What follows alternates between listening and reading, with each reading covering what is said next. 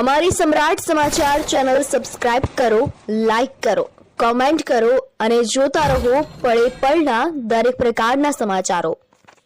તળાજા શહેરમાં પાલિતાણા ચોકડી પાસે એસટી બસ અને કાર વચ્ચે અકસ્માત સર્જાતા ટ્રાફિક જામના દ્રશ્યો જોવા મળ્યા હતા।